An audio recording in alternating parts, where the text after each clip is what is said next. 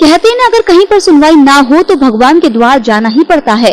ऐसा ही एक दृश्य आगर जिले के ग्राम तनोड़िया में देखने को मिला, जहां पर मोहल्ले में महिलाएं और पुरुष बच्चे इकट्ठा होकर इंद्रदेव को मनाने और गांव की रक्षा और गांव की समृद्धि के लिए भगवान से प्रार्थना कर रहे हैं।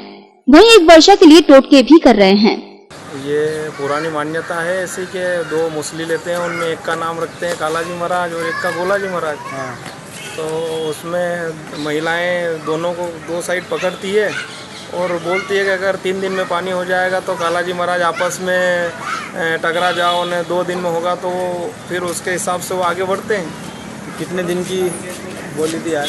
उन्होंने 4 दिन की बोली थी, उसमें थोड़े किसके थे, अब देखो क्या हो। 4 दिन में पानी आ जाएगा? हाँ, ऐसी है मान्यता, अब देखो क्या हो। आगर मालवा से EMS टीवी के लिए फहीमुद्दीन कुरैशी की रिपोर्ट।